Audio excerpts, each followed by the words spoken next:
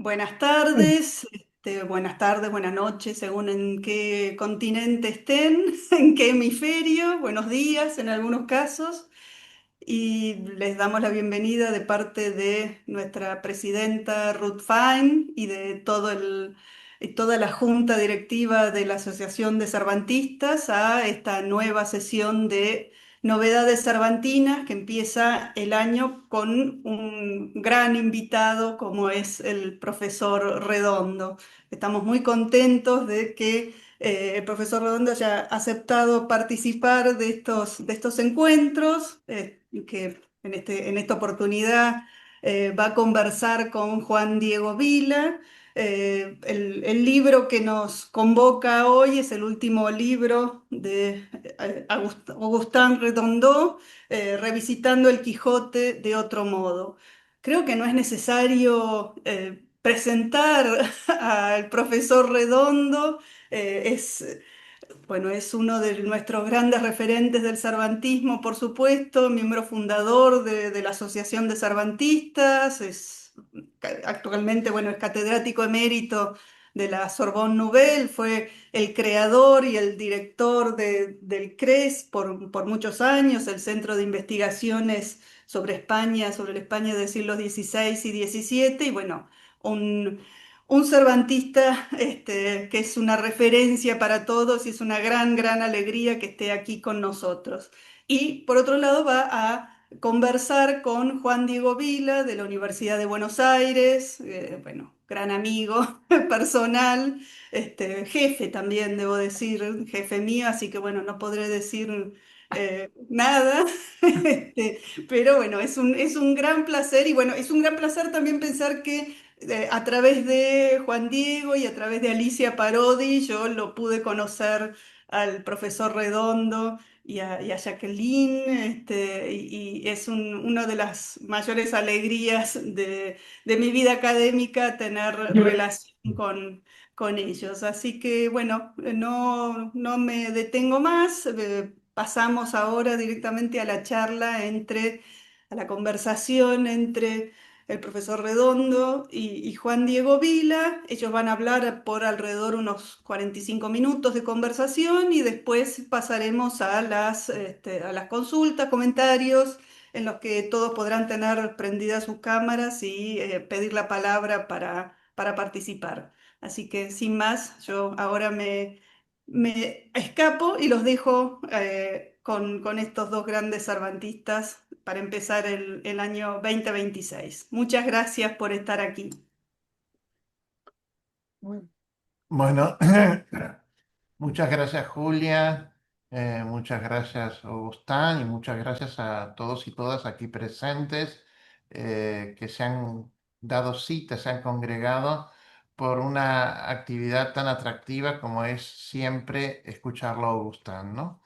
Yo había pensado, conforme las instrucciones que me habían dado, hacer una breve presentación de por qué para mí era significativo y era relevante este volumen.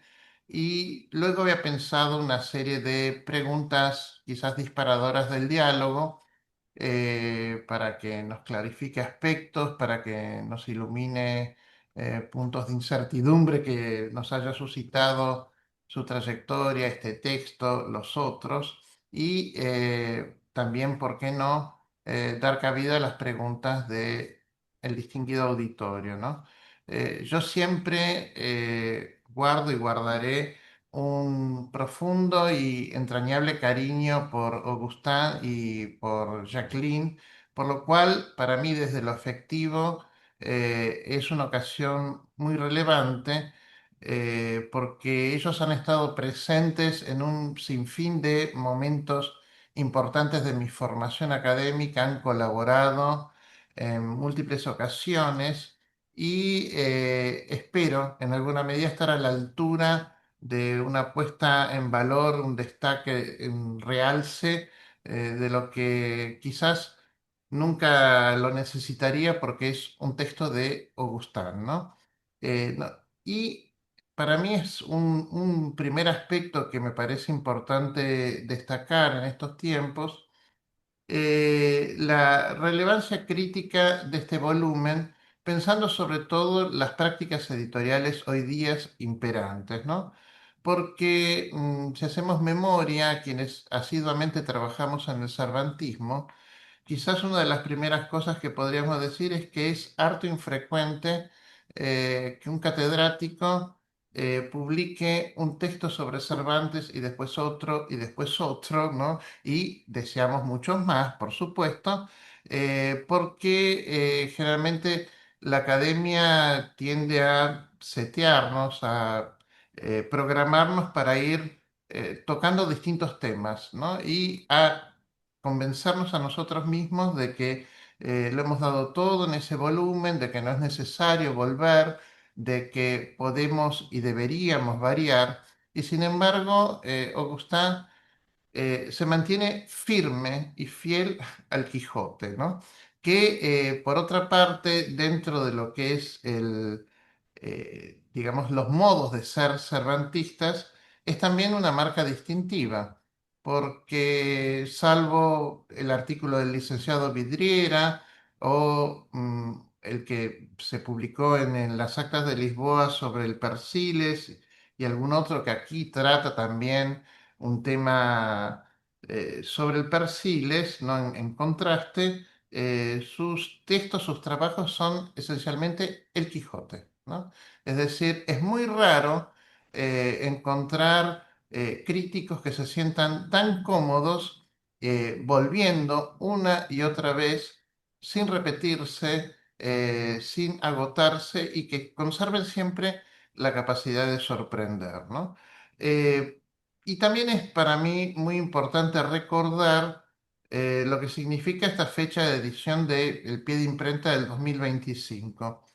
Porque yo siempre recuerdo, lo utilicé mucho, la tesis de Pepe Montero sobre el perfil de la tradición crítica del cervantismo y que él sostiene que, bueno, en 1925 con Castro se inicia lo que sería el cervantismo moderno. Bueno, estamos ante un siglo perfecto que se ha cumplido y que para mí uno podría decir grosso modo que una de las peculiaridades que tiene este siglo es que quizás los primeros 50 años después de 1925 fueron un incesante diálogo de adhesión e impugnación, según se estuviese en España o en otros países, de los acertos de Castro y sus modos, además, y lo que él entendía como prioritario y privativo de Cervantes, de la escritura cervantina, y que los últimos 50 años, lo que se ha producido, lo que podemos constatar, quienes empezamos a investigar en esa época, es que gracias a los trabajos de Augustin se consolidó un saber basal. Yo cuando empecé a estudiar, digamos, Siglo de Oro y tuve un curso sobre Cervantes, eh, me llamaba mucho la atención, primero pensaba que era una perversión de mis maestras que les gustaba tanto Redondo y que entonces siempre me daban artículos que habían ido saliendo, sobre todo los primeros sobre el personaje de Sancho, el de Don Quijote y el proceso iniciático. Y me llamaba también la atención que no había tanto como quizás yo esperaba ante el texto nacional por excelencia de hispanistas cervantistas españoles, ¿no? Y yo creo que a partir de todos los acertos que que él fue fraguando, demostrando con otra manera de leer el Quijote, que se edita en el 97, pero que reúne trabajos de los 20 años previos, desde el 78 al 96, él lo que instala es una revalorización y una puesta en perspectiva radicalmente novedosa que es el de la cultura popular y cultura cazurra para pensar el Quijote, que no significa en su óptica necesariamente impugnar cualquier otro tipo de contralectura, porque él siempre hace hincapié en la reversibilidad, en el juego de contrastes, pero eso supuso una gran novedad, y una gran novedad que venía de alguien que es español-francés, francés-español, según se lo quiera, y que precisamente produjo e investigó fuera de España, ¿no? Eh, el segundo volumen es un volumen que se llama En busca del Quijote desde otra orilla, que es desde el 2011 y que reúne los textos del primer decenio del siglo XXI, que es entre el 98 y el 2009. Este tercero que se llama Revisitando el Quijote, que reúne trabajos que se fueron editando y contribuyendo en otro tipo de libros colectivos entre el 2015 y el 2024. Es decir, son casi 50 años ininterrumpidos, un medio siglo que todo aquel que desee trabajar en Cervantes, desee iniciarse, no debería bajo ningún aspecto soslayar, ¿no? Porque además de ser un modo de leer, un modo de trabajar Cervantes y el Quijote muy particular, muy consagrado, hay muchas marcas que son propias de su escritura y que me importa poner de realce. Por un lado, yo había insistido en otra ocasión en la autoconciencia de una diferencia, ¿no? Que se lee siempre en esa insistencia en los títulos en la otredad, ¿no? Él lee de otro modo, él revisita desde otra ladera, piensa y ausculta los textos con otras perspectivas. Es decir, ser consciente siempre de que uno hace algo de otro modo, es también ser consciente de un modo sutil y elegante de que el colectivo al que se habla de especialistas quizás lo piense de otro modo. Pero una de las cosas que uno siempre agradece en Augustin es que la dimensión polémica, la dimensión contrastiva, nunca es sangrienta, nunca es ofensiva, ¿no? Como en algunas oportunidades o épocas en los congresos pudimos encontrar, ¿no? Sobre todo en esos primeros 20 años de producción de Augustin, en que lo supuestamente moderno era transformar al Quijote en ejemplo perfecto de cualquier teoría literaria de corte enunciativo que se pudiera encontrar, ¿no? Entonces uno sabía que cuando iba a los congresos de Cervantistas de Siglo de Oro, de Hispanismo, a las reuniones que no tenía que ir, eran esas donde se pasaban peleando contando narradores, ¿no? Y efectivamente se trabajaba muy poco el texto, porque lo que importaba era defender una teoría, ¿no? Eh, Augustin nos enseñó a restituir en el horizonte cultural del cervantismo un modo de lecturas que habían sido ignorados, ¿no? Infravalorados o minorizados. Y en esto pienso siempre en Monique Joly cuando decía que no hay textos menores, sino modos de lecturas que minorizan en todo caso. Y básicamente por la repetición un tanto acrítica de ciertos diagnósticos previos, ¿no? Una de las marcas típicas de su escritura es también ser plenamente consciente de esos puntos donde la tradición de las lecturas previas ha insistido y que quizás se ha descarriado un tanto, ¿no? Entonces él siempre encuentra un modo elegante de ir marcando estas diferencias, ¿no? Y si en el 98 lo que se había cristalizado era este recupero de un Quijote Cazurro, ¿no? Y sobre todo también Cazurro en relación a Don Quijote y a toda la urdimbre del texto, porque previamente sí había habido muchos abordajes que ligaban lo popular sobre todo a Sancho, ¿no? Y al refranero, pero no mucho más. Agustín supo hacer digamos, una urdimbre, un entramado de indagaciones mucho más cohesivo, mucho más coherente, ¿no? En el 98 casi coincide con su retiro de sus funciones del CRES como director, el momento en que empieza a pensar en su jubilación, y por eso los desafíos de estos dos últimos volúmenes son diversos, porque una de las cosas que uno advierte como especialista, o sea, especialista, no yo, pero quienes aspiramos a referenciarnos en este colectivo cervantino, ¿no? Es que en los últimos años se ha instalado la hipótesis cómoda de que el análisis del texto cervantino se habría agotado.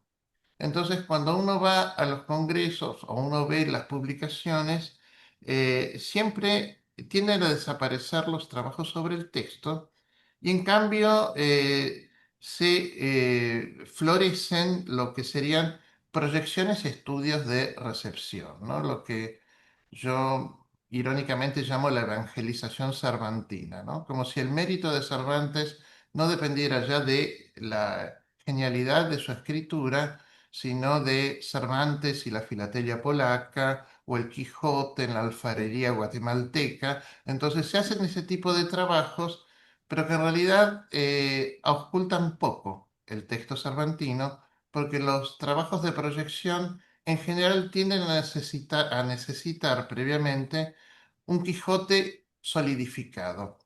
Y esto me parece importante enfatizarlo, es algo que Augustin, pese a la sirénica tentación de comodidad, jamás va a aceptar, porque una de las cosas más llamativas de esta reescritura, de este último libro, es que él siempre cree que el Quijote puede seguir siendo releído, que el Quijote merece una nueva consideración y una de las cosas más atractivas para mí de estos últimos conjuntos de estudios, ¿no? Es que yo que estuve trabajando estos últimos años sobre el problema de la escritura del estilo tardío, uno podría pensar que es un volumen en algún punto conclusivo, en tanto es el último, aunque deseamos que no lo sea, porque son textos que plantean continuamente reenvíos y relecturas. Eh, Lejos, muy lejos de lo que podría ser la comodidad de hacer un libro sencillo, facilón, Augustin se propone en muchos de estos trabajos que aquí nuclea, eh, momentos de revisitar instancias de relectura de la propia producción, ¿no? Es decir, son escrituras que nos permiten ocultar, espiar, como también quizás el 50, 40, 30, 20 años después piensa las cosas quizás no tan de ese modo y las piensa y lo pone por escrito, ¿no? Por ejemplo, en este punto son ejemplares toda una sección, la segunda del volumen, que está centrado en héroes cervantinos escrutados con otra óptica, ¿no? Ahí hay cuatro trabajos dedicados a Don Quijote y uno a Sancho Panza, ¿no? Eh, y ahí quizás mis favoritos son el tema del engaño y el desengaño en Don Quijote, Don Quijote y el libro, y el tema de Sancho Panza. Pero, ¿por qué digo que son relecturas? Porque uno sabe que en el volumen, en el primer volumen quijotesco, ya había descomunales estudios sobre Don Quijote y Sancho Panza, ¿no? Quizás los que le dieron fama internacional en el cervantismo, ¿no? Pero estos textos son, a mi entender, y con la distancia y con, como decimos aquí, con el diario del lunes, ¿no? Muy téticos, es decir, eh, demuestran continuamente por qué tal o cual característica de Sancho o de Don Quijote puede ser reconocida, decodificada en función del acervo carnavalesco. Y aquí el desafío es más complejo, a mi entender, porque fuera de la comodidad que sería este recorte aleatorio de detalles, de esto es carnavalesco, esto no, lo que se propone Gustán es una relectura integral de cómo funciona esa dimensión carnavalesca en los personajes, ¿no? Es decir, yo cuando releí esta sección de su último libro, pensé mucho también en uno de los últimos textos que se le conocieron a Moló que tanto había trabajado en picaresca, en un artículo que se llamaba El pícaro de nuevo, ¿no? Y él decía que todos sus escritos previos estaban muy bien, pero que carecían de dinamismo y que entonces él buscaba encontrar la clave de funcionamiento de la picaresca, ¿no? Y en ese sentido, yo creo que en esta lectura que se hace tan compleja de cómo Don Quijote está atrapado en el engaño y en el desengaño, o cómo se va matizando y transformando las características de Sancho Panza a lo largo de las dos partes, son esenciales para comprender que también no todo se acaba en la dimensión carnavalesca y que esto es lo que le ha permitido quizás desentrañar un sinfín de detalles, ¿no? Para mí, en este, además, es muy llamativo cuando uno podría decir, bueno, ha escrito tanto sobre Cervantes, hay tantos trabajos que tiene sobre el Quijote, Gustavo, y sin embargo, y además haciendo función de coro, ¿no? Somos tantos los que escribimos, los que vamos a jornadas, a congresos, que publicamos en revistas especializadas sobre Cervantes. Y sin embargo, él nos viene a demostrar, por ejemplo, que en un tema tan básico como Don Quijote y el libro, puede encontrar novedad, ¿no? Porque efectivamente creo que es el primero que trabaja el problema de la transustanciación, para decirlo en sus términos, en alguna manera, de el personaje en texto, en un volumen material, ¿no? Y es quizás el primero que me llamó la atención a mí en señalar la complejidad y la paradójica actitud de Don Quijote ante la eventualidad de que se edite una segunda parte de su libro, ¿no? Es decir, que él como libro tenga una segunda instancia, porque en definitiva él en su fuero interno sabe que ha sido derrotado. Y hay una cuestión ética y estética que ese tipo de escritura no debería existir, ¿no? Es decir, Redondo sabe encontrar, quizás porque sigue leyendo a Cervantes, eh, aristas, facetas, ángulos desde los cuales seguir pensando una y otra vez el Quijote, ¿no? Y otro de los aspectos que a mí me interesa remarcar de este último libro es que si bien para muchos Redondo ha quedado cristalizado en el lugar del padre de la cultura popular en el Quijote, eh, este texto tiene muchísimas referencias a otros tipos de materiales que no necesariamente sean de cultura popular. Es decir, todo lo contrario, o sea, materiales, entre comillas, cultos, ¿no? Como mitografías, tratados de emblemática, y también muchísima atención a series pictóricas, que si bien siempre estuvieron en sus argumentos, ahora parecen haberse ampliado, ¿no? Eh, Además, hay muchos textos temáticos conceptuales, ¿no? Que parecen encontrar aquí enfoques casuísticos puntuales, ¿no? Yo vinculaba, por ejemplo, ese texto primigenio del Quijote y la melancolía o el de la Esta Antigua con ese trabajo que tiene acá sobre la oración de Santa Polonia, ¿no? Y quizás lo que más me sorprendió de todo es cómo este ejercicio de recursividad funciona al interior del mismo texto, de este mismo volumen llamado Revisitando el Quijote de otro modo, porque en la primera parte, que es escudriñando el texto con otro enfoque, hay un muy interesante trabajo que se llama Del episodio taurino a la cerdosa aventura. Y el volumen se cierra con un trabajo que hace eco, que dialoga una y otra vez, que son las manifestaciones singulares de la presencia del puerco, ¿no? Eh, y también, obviamente, el texto de Don Quijote y el desengaño. Es decir, toda una serie de trabajos que no casualmente pivotean sobre los segmentos conclusivos, ¿no?, de la historia.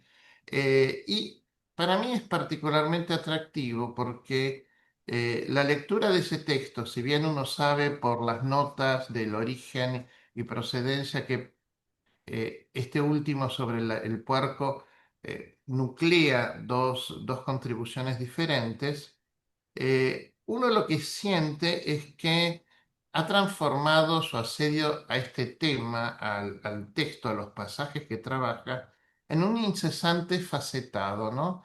Que cada vez uno cree que Obstante está de terminar de convencer con una idea y salta algo nuevo y damos paso a algo distinto. Y cuando uno dice, "Ah, bueno, va a terminar aquí y hay algo más, y hay algo más". Y en realidad, quizás este hallazgo a través del tema del puerco es como el mejor ejemplo que yo encontré de cómo su discurso es también el mejor homenaje a la escritura cervantina. No solo porque él se perfila como un lector ejemplar, sino porque nos demuestra que siempre va a ser vigente, actual y pujante en tanto y en cuanto haya alguien con ganas de leer a Cervantes, ¿no? Que más allá de lo numerosas que puedan ser las asociaciones y la producción al respecto de un ingenio, eh, hay que leer, y hay que leer con atención y con disfrute, ¿no?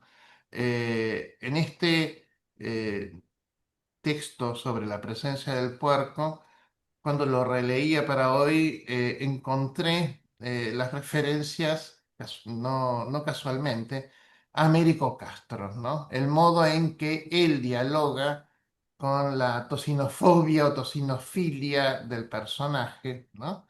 Y bueno, es una obra que para mí tiene muchísima valía, que va a marcar época y que nos lega además este tipo de ejemplos, ¿no? Para tener en cuenta. Por eso, lo primero que tenemos que hacer todos es agradecer, ¿no? Agradecer el entusiasmo y la originalidad y la continua dedicación, ¿no? Por eso, para dar inicio a lo que podrían ser los momentos de preguntas, ¿no? Y yo ya habían adelantado que aquí sucumbí a mi costado malsano, ¿no? Al gen Anselmo de querer averiguar lo que quizás no debería preguntar. Todas mis preguntas quizás no sean muy filológicas, pero son de curioso. Lo primero que a mí me llamó siempre la atención es por qué es una escritura, es un cervantismo que ha jerarquizado tanto el Quijote y que no ha atendido, digamos, otras posibles realizaciones en prosa. Si esto se fue dando así, si es el efecto de una pasión de lectura y escritura al respecto, o si hay algún motivo por el cual solo hay un caso de un trabajo sobre el licenciado y no sobre las otras novelas, o no más trabajo sobre el Persiles, ¿no? De la Galatea no hay nada. Entonces, una de las primeras preguntas es que la podríamos vincular también, ¿no?, con una cuestión más macro, ¿no? Esto tiene que ver con el interés que tienes por el trabajo con la prosa. ¿A qué se debe que siempre hay Quijote y ese tipo de prosa? Sí. Bueno, primero quiero agradecer agradecer lo que ha dicho Julia y claro está lo que dice Diego y todas las reflexiones que ha hecho sobre este trabajo. Agradecer también la presencia de muchos amigos que están aquí. Lo que quiero decir es que primero, el Quijote no es el único centro de mi interés sobre el siglo de oro. Es una de las direcciones de mi investigación, pero hay muchas más.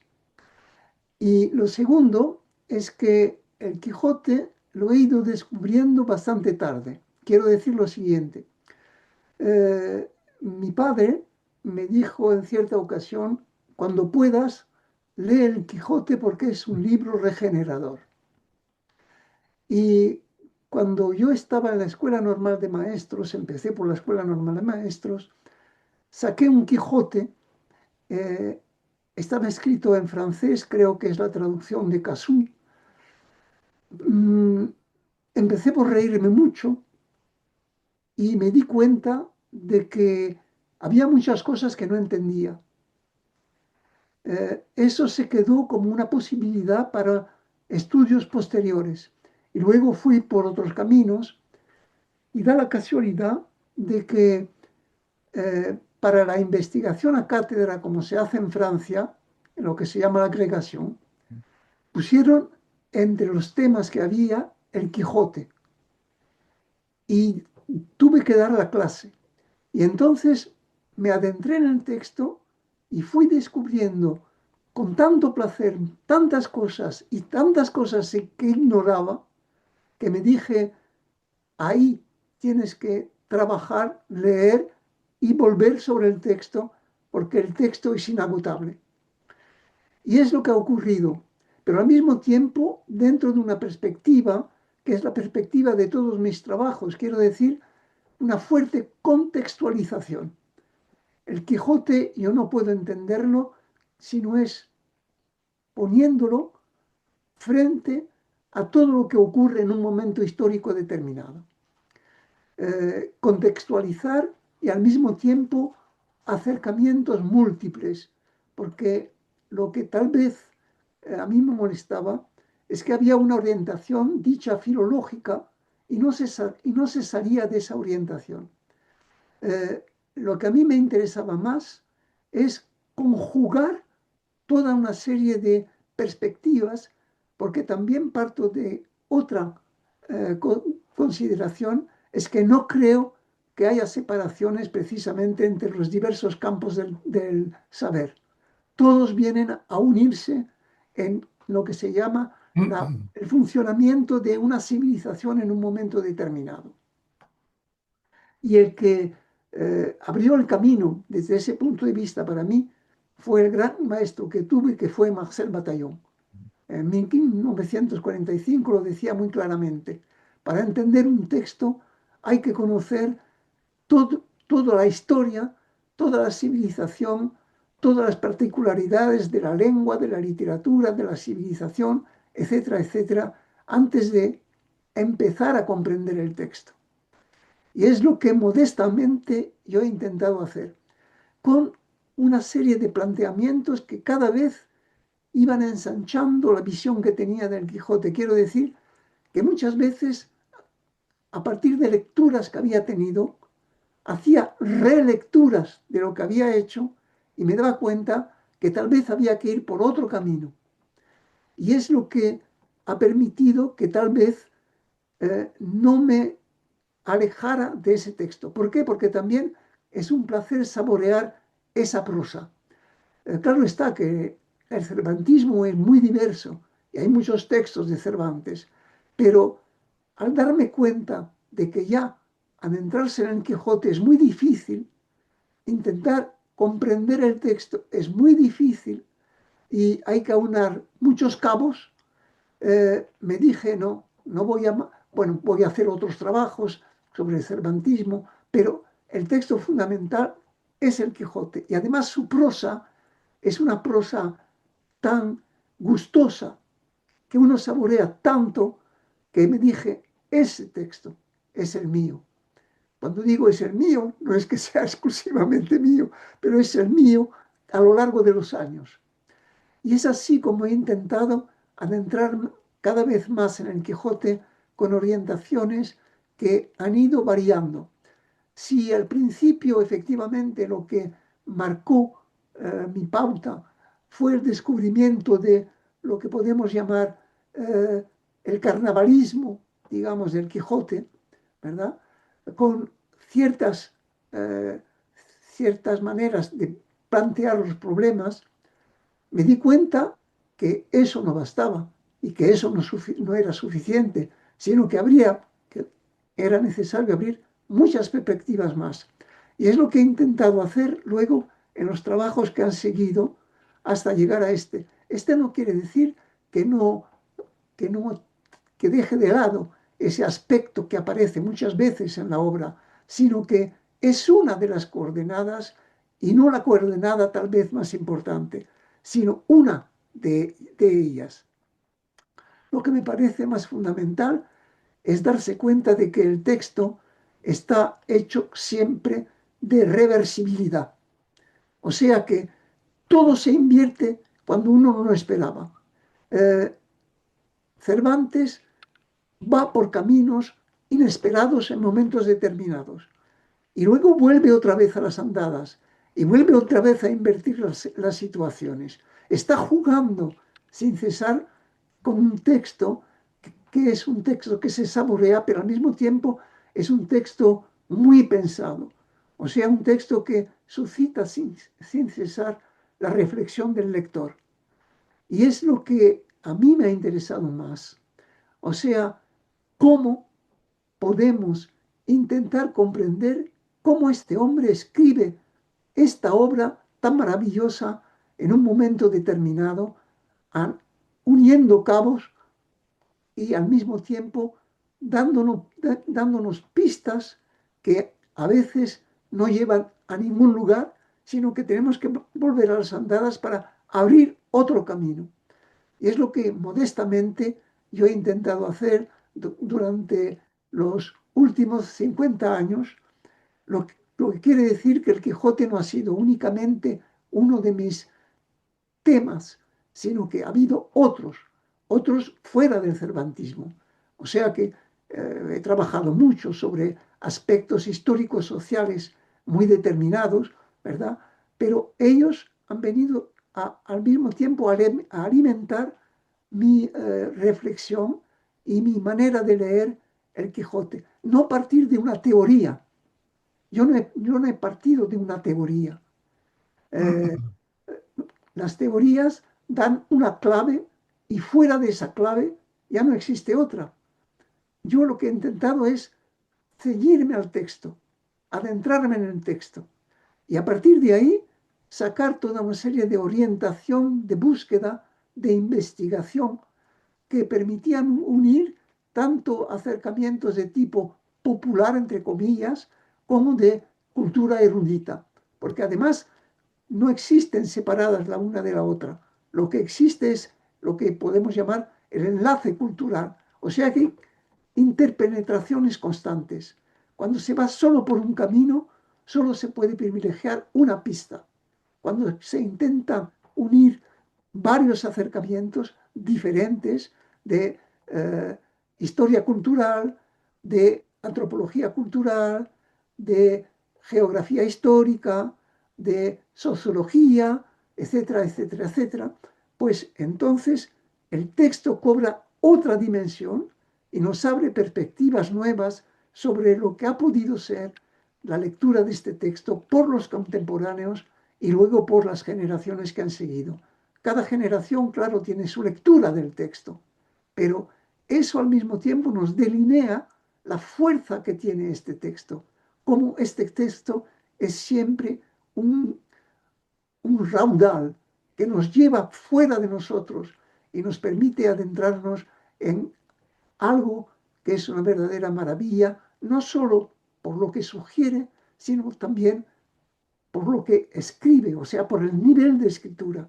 Y por eso tal vez no me he alejado de la prosa cervantina. Para mí es un verdadero regodeo entrar en el texto. El Quijote sí es un texto de cabecera desde hace más de medio siglo. Y ahora que soy un nonentón, pues todavía más me doy cuenta de todo lo que el Quijote puede aportarme, ¿verdad? Y eh, bueno, se pueden tomar muchos ejemplos de lo que digo en el último libro. Y cuando digo de otro modo, lo que quiero decir es que no me atengo a una sola orientación, sino a un sinfín de coordenadas que van uniéndose unas a otras que vienen de campos diferentes. Es lo que quiero decir. No sé si he contestado a tu pregunta. Sí, no, no, no, perfectamente. En realidad, me imaginé que había también una cuestión muy afectiva y muy personal en esta elección en este abrazar el Quijote como un texto siempre presente, ¿no? Y sí, obviamente yo, por otra parte, jamás estaría diciendo que era el único texto, ¿no? También conozco y tengo muy presente muchos de otros trabajos tuyos, sobre todo con cuestiones históricas, muchos en relaciones de sucesos, ¿no? Y a mí eso me suscitó otra pregunta de si, ¿qué es lo que genera o qué es lo que gesta, cuál es el catalizador, el disparador de la idea de una nueva lectura? Porque a mí, corrígeme si estoy equivocado, me da mucho la impresión de que muchos trabajos se originan quizás por leer muchos textos de la época. Quizás no tanta bibliografía o no tanta teoría crítica, que la hay, pero sí y sobre todo lo que es, digamos, este juego incesante de múltiples discursos, ¿no?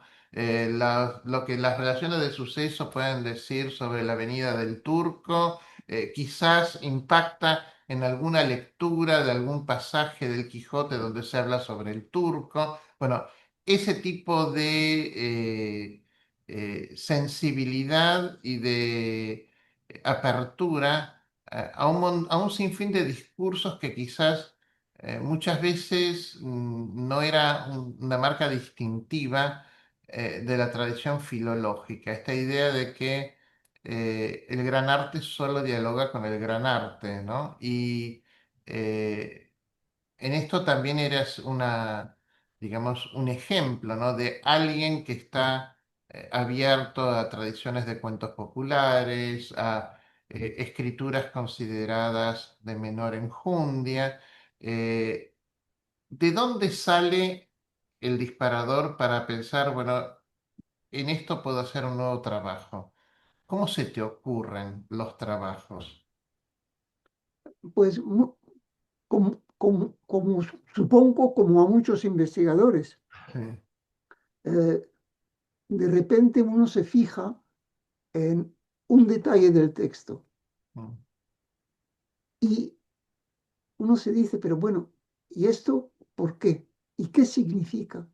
¿Y qué puede sugerir? Y al mm, mismo tiempo vienen a la mente toda una serie de contextos, de otros textos tal vez, que pueden iluminar el texto de qué se trata.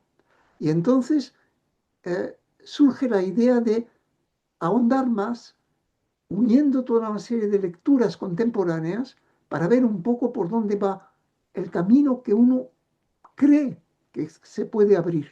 mm, Y es por eso por lo que también mi intento de conocer mejor la historia de España en un momento determinado, a través de todas sus coordenadas, y al mismo tiempo también otras formas de publicaciones, estaba viendo las relaciones de sucesos, por ejemplo, al darse cuenta de que tan importante han sido para la gente de los siglos pasados y que hoy se desconoce, en fin, ahora se empiezan a estudiar de manera muy sistemática, pero que durante siglos y más siglos se han desconocido por completo, cuando los contemporáneos y el propio Cervantes las conocían perfectamente y se inspiraban muchas veces en el contenido de esas relaciones.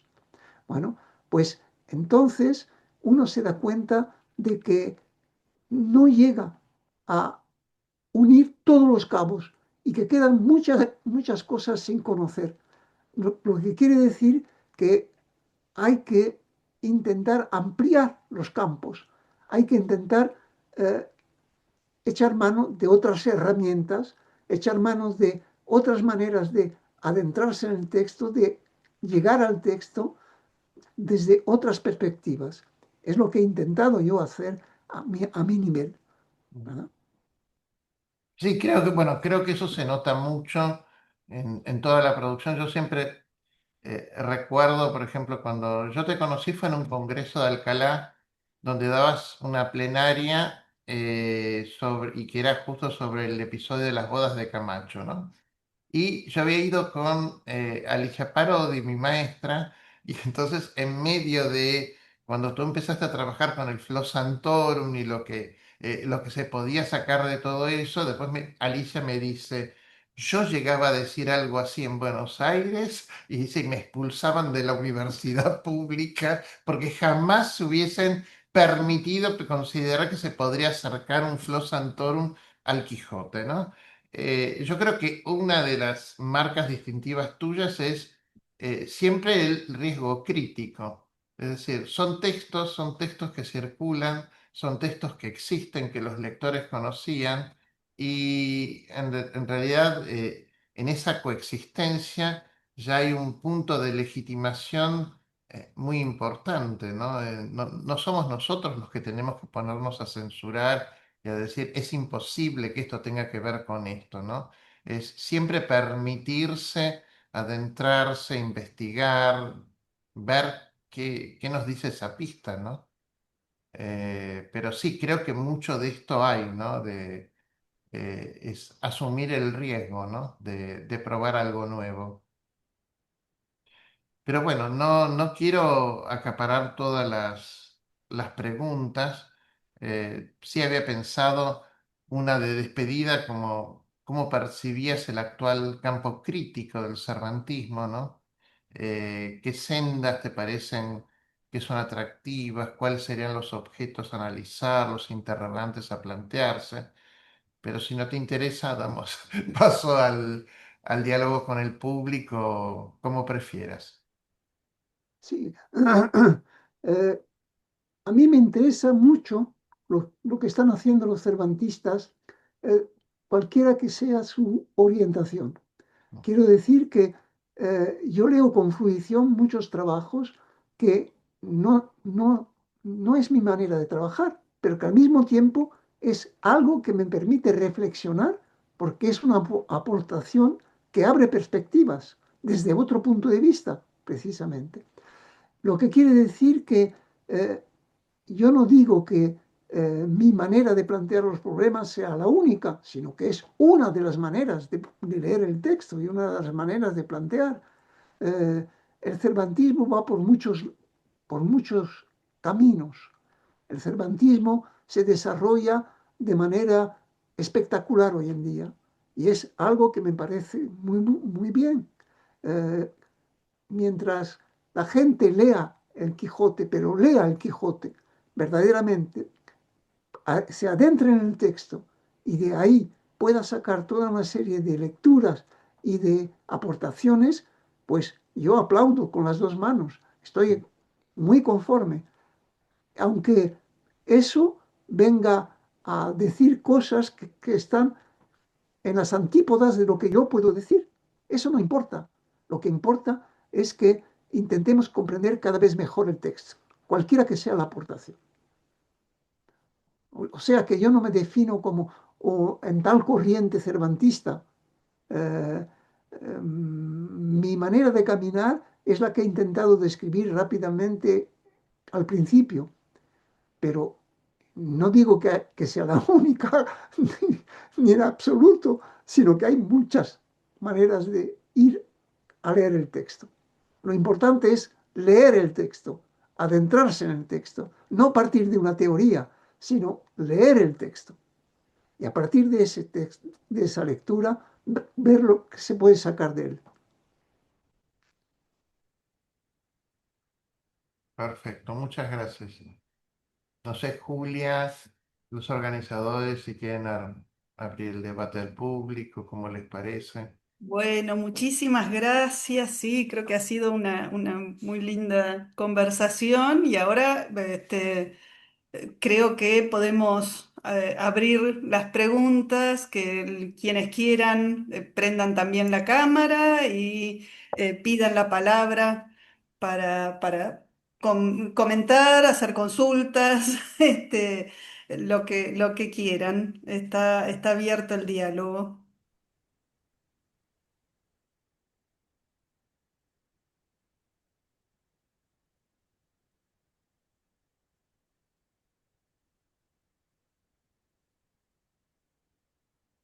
Supongo que los compañeros no van a hacer como los estudiantes. Bueno, por eso voy a romper el hielo, que la verdad que se hace complicado. Bueno, la verdad que da gusto y enhorabuena estos encuentros, ¿no? Y bueno, yo he de decir que para mí, cuando antes hablaba Julia y hablaba Diego, ¿no? De la presencia y la compañía que siempre Agustán nos ha hecho y nos ha dado a tantos, ¿no? En el cervantismo, en todos los congresos y en todos los seminarios que hemos podido compartir, ¿no? Pues bueno, este ha sido casi un regalo inmenso el poder contar con un libro suyo en la colección de estudios cervantinos, en esta colección Cervantes, en donde, bueno, hay muchos de los autores aquí en la sala y espero, bueno, en esta sala virtual y espero que haya muchos más y que siga habiendo muchos autores nuevos en la colección.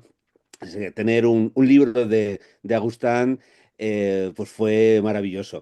Y, y quería destacar, digamos, algo que en el libro anteriores en los que nos ha ido recopilando esos estudios y esa coherencia a la hora de expresar su pensamiento, algo que también es maravilloso y que creo que todos valoramos también tanto en Agustán, ¿no?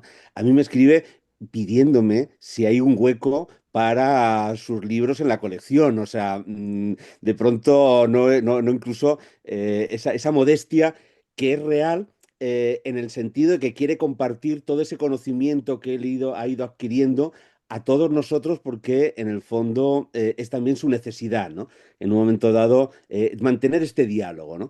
Y el hecho de que ese diálogo, además, bueno, pues pudiera tener la ocasión de hacer el prólogo al libro, pues a mí ha sido de las cosas más placenteras precisamente de hacerlo, ¿no? Y, y es lo que siempre uno siente con Agustín, que cuando uno lee sus artículos empieza a dialogar con él en algo que él ha dicho que me ha gustado mucho, que es que incluso el no estar de acuerdo nos permite a todos enriquecernos. Parece que muchas veces leemos los artículos porque queremos fomentar nuestras teorías o nuestras líneas de investigación o en un momento dado vernos reflejados en un espacio y bueno, y con Agustín y con este libro lo que uno empieza es a darse cuenta de, bueno, de todos los espacios que todavía, los territorios que nos queda por recorrer, pero sobre todo cómo ese diálogo está estableciendo ese universo que al final es el planeta Agustín, como decía en el prólogo, de pronto hay un planeta en donde todos vamos moviéndonos a su alrededor, ¿no? Así que yo le quiero públicamente también agradecer muchísimo esa confianza en la colección, esa confianza en el trabajo que hacemos y la generosidad, ¿no? La generosidad como persona, pero también como investigador. Cómo nos plantea esos temas, cómo en un momento dado, a veces nos desafía, que también es algo que me gusta muchísimo también de Agustín, o sea, de pronto dice, bueno, esto tiene que ser así y nos está desafiando para que nosotros también le demos una respuesta. Y bueno, pues es lo que hace que es un gran maestro que nos ha guiado, nos guía y nos guiará en tantas cosas como sigue haciendo. Así que muchísimas gracias, Agustín, además por las palabras de esta tarde, ¿no? Bueno, muchas gracias, José Manuel, pero supongo que habrá preguntas verdaderas. Efectivamente, yo simplemente he abierto como casi, digamos, editor del libro y prologuista del libro, abierto el camino ahora para que precisamente puedan preguntar, ¿no? Sí, muchas gracias, José Manuel. Genial que hayas abierto el camino. Aquí está Fernando Rodríguez Mancilla con la mano levantada. Adelante. La- Las- Hola, yo me sumo a los agradecimientos. Yo también me formé en los años 90 leyendo los trabajos del profesor Redondo y le quería preguntar lo siguiente, ¿no? En esta trayectoria de 50 años con el Quijote, em, ¿cómo ha ido cambiando, evolucionando su pensamiento, sus ideas, ciertos puntos de partida al abordar el texto? Porque en 50 años uno acumula muchas lecturas, uno revalúa su propio pensamiento e incluso uno expande lo que ya sabe, ¿no? Y probablemente eso genera cambios también en la manera en que uno lee o interpreta, ¿no? Esa era mi pregunta. Sí, exacto. Muchas veces a mí me ha ocurrido darme cuenta de que cuando había abordado tal tema, tal vez no había dado toda la dimensión que el tema suscitaba. Quiero decir lo siguiente, por ejemplo, en el primer libro que publiqué, insistía mucho sobre el carácter festivo de Don Quijote. En el último, el que ha salido en 2024, el que nos reúne aquí, pues me he dado cuenta de que tal vez había otras consideraciones sobre el personaje de Don Quijote. Y es lo que he intentado hacer tanto en Engaño, Desengaño como en Don Quijote y el libro. Cómo Don Quijote toma una dimensión muy diferente, cómo Don Quijote viene a ser el propio libro, cómo Don Quijote, la carne de Don Quijote, se hace texto. Que hay una unidad profunda entre el libro y Don Quijote. Y cómo lo vive Don Quijote, lo que esto representa para Don Quijote. O sea, una dimensión muy diferente de lo que había dicho en un principio. Efectivamente, hay lecturas y relecturas, no solo de lo que es el texto, sino al mismo tiempo de lo que uno ha podido escribir y se da cuenta de que van variando, claro está, sus puntos de vista, profundiza todavía más en ciertas direcciones y completa lo que ha podido decir y a veces contradice lo que ha podido decir, que es lo propio de la investigación. No sé si he Adelante, contestado. Jim, ahí está, tienes la palabra. No, pero Ah, está silenciado ok. todavía, eso lo tienes que sacar. Ya, Buenos perdón. días, James, Jim. Sí, ahí sí. está. ¿Qué tal? Hola, Agustín. Ya sabes lo que pienso de tu libro porque te envié la reseña que va a aparecer pronto en la revista de la Cervantes Society of America. Y comento algo ahí que creo que podría ser pertinente para esta sesión. Claro, el trabajo tuyo siempre ha sido profundamente interdisciplinar. Aquí en los Estados Unidos, el término interdisciplinar se ha convertido en una especie de etiqueta a la que tienes que aplicar, o sea, mis colegas de Estados Unidos sabrán de lo que estoy hablando. O sea, cualquier proyecto que presentes ahora, o incluso proyectos de libros, o sea, todo en principio tiene que ser eh, interdisciplinar. Pero como te he comentado en nuestra correspondencia, claro, lo que comento en la reseña es que el trabajo interdisciplinar serio requiere una inversión enorme de trabajo, porque si vas, en principio, si vas a aunar disciplinas, historias, sociologías, en fin, todo lo que muchas veces aparece en este tipo de estudio, tienes que dominar las disciplinas. Y como comento, en mi país, eh, como hay tanta presión para ser, entre comillas, productivo, o sea, publicar la mayor cantidad de material posible, en fin, se termina haciendo el trabajo interdisciplinar de una forma muy eh, descuidada, vamos a llamarlo así.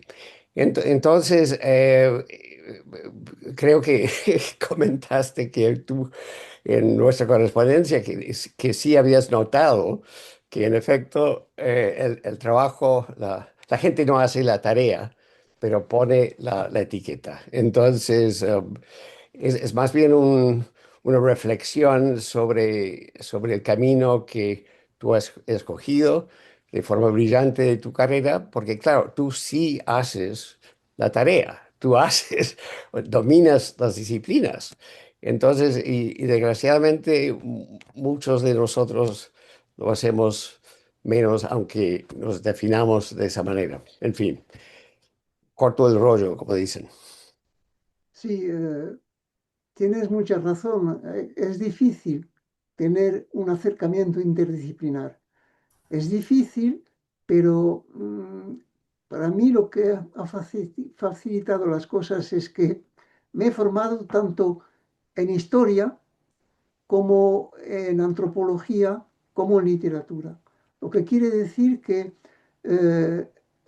he podido ir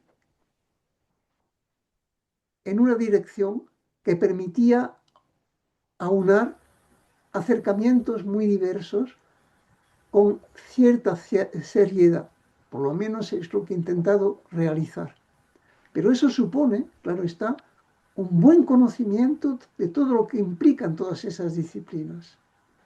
Y implica también un buen conocimiento de todos los contextos. Y es ahí donde es muy difícil encontrar la puerta de entrada y luego la puerta de salida de todo esto. De manera que hay trabajos muy logrados, algunos trabajos muy logrados en el cervantismo americano, interdisciplinar. O sea, pero hay otros, tengo que confesarlo, que no corresponden a lo que yo espero de una orientación interdisciplinar.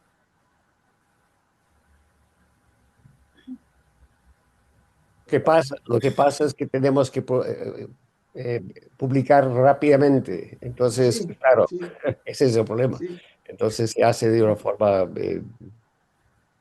lamentable. En particular, hay un desconocimiento casi completo de lo que es verdaderamente la profunda historia cultural y no digamos nada de la antropología cultural.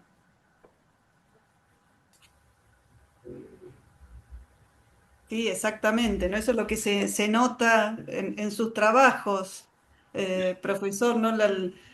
Esa capacidad que no todos tenemos, porque no tenemos esa formación tan completa en historia, antropología, y esa idea justamente, como dijo ahora, de atar todos los cabos que forman el texto literario, ¿no? Y que siempre quedan cabos sueltos, y usted los deja sueltos, y eso también es tan valioso, ¿no? Porque va llegando siempre alguna, va sumando ideas e interpretaciones y de algunas como las que más sostiene, pero siempre después dice, bueno, este, puede haber otras lecturas, siempre por eso Claro, tan claro, valioso claro. también lo de otra manera, otras lecturas, ¿no? Es una muletilla que a mí me encanta que con la que usted muchas veces cambia cuando está hablando, haciendo una argumentación y después dice, sea como fuere, y entonces conecta con otras cosas que tienen que ver, que uno puede aceptarlo o no aceptarlo, pero eso está, y lo hemos conocido muchos a través de sus trabajos. Así que, bueno, no, solo para aportar algo más. Pero queda abierto si alguien más quiere hacer otra consulta, comentario. Puedo, Hola, Caterina, por favor, sí. Caterina, hola Caterina, ¿qué tal? Creo que no está más No la el vemos, pero micrófono de espero Caterina. A que ver. podamos intercambiar.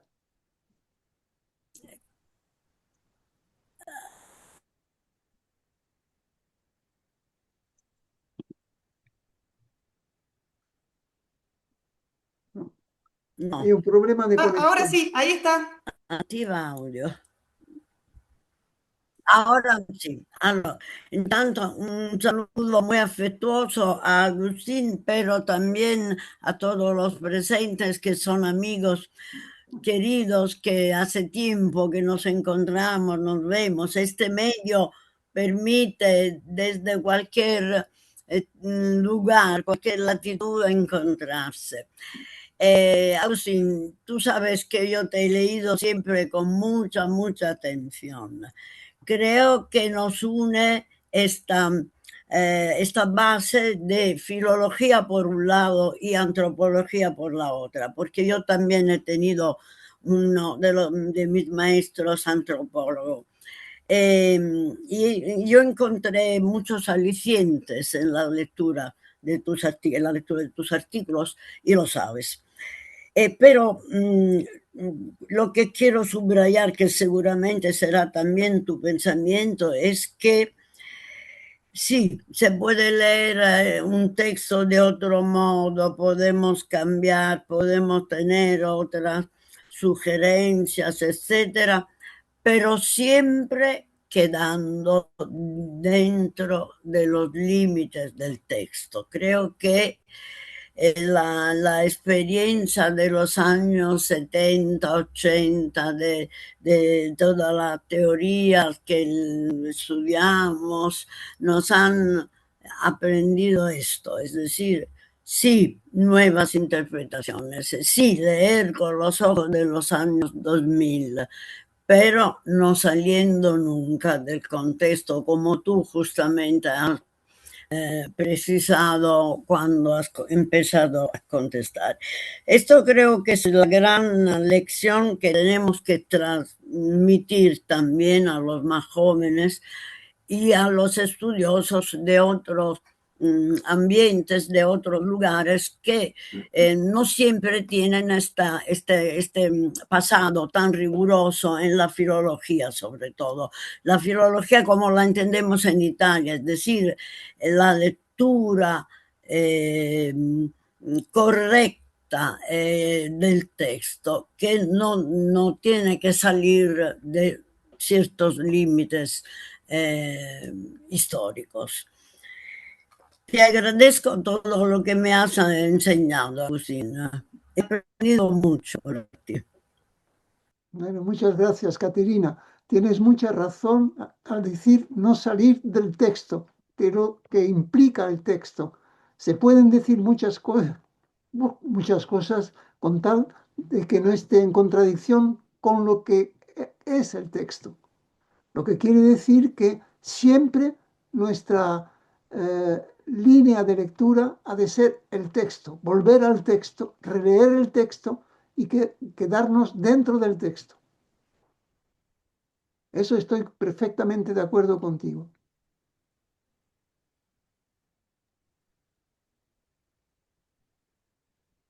Muchas gracias, Caterina, muy lindo escucharte.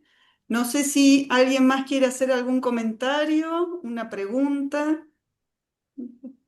Estamos aquí frente a- al profesor Redondo. Creo que es una oportunidad para aprovechar también. Bueno, yo tengo que agradecer a todos los que han estado presentes y más directamente a los que han intervenido muy directamente. Quiero decir en particular a Diego, a, a- a ti también, te doy muchas gracias, y luego a todos los interventores que han permitido el apacible diálogo.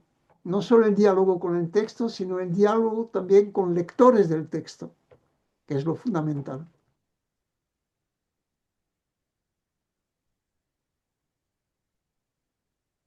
Bueno, muchísimas gracias, Agustín. Eh, Queda abierto si alguien, todavía tenemos unos minutos, si alguien más quiere hacer algún comentario, hay tiempo.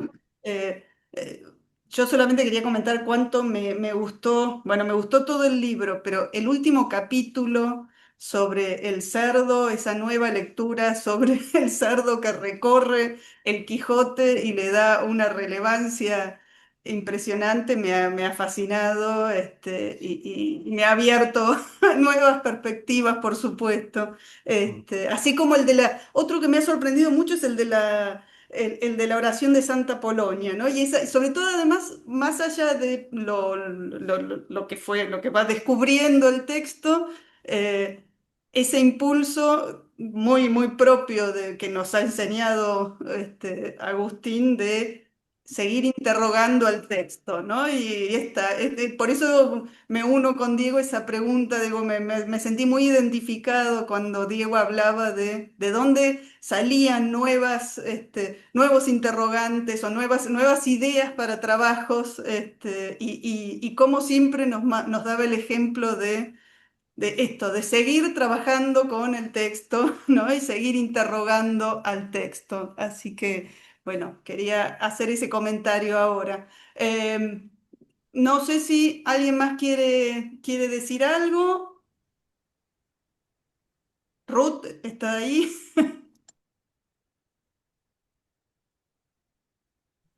Bueno, un privilegio esta, esta velada, Agustín, escucharte, leerte y agradecerte también por todo lo que nos has dado a lo largo de tantas décadas y ahora con este libro, y también agradecerle a Diego por una valoración finísima del trabajo de Agustín y del libro también, y a Julia por la organización. Pero verdaderamente, repito, un privilegio. Muchísimas gracias. Bueno, muchas gracias, Ruth, de haber estado presente y de haber tenido el privilegio de contemplarte. Bueno, entonces agradeciendo de nuevo a todos y a todas, y especialmente al profesor Redondo, al querido Agustín, y a todos los que han estado aquí en esta charla virtual a través de continentes y hemisferios. Damos entonces por cerrada esta sesión y los esperamos para la próxima, que será de Alfredo Alvar, y su último libro. Y seguimos estando en las novedades cervantinas, pero bueno, nuevamente, gracias Bueno, a Agustín, muchas gracias a Juan Diego, a Ruth y a toda la junta de la asociación. Muchas bueno, gracias y hasta luego. muchas gracias a todos. Muchas Hasta gracias. pronto. Hasta luego, gracias. ¿Verdad? Muchísimas gracias.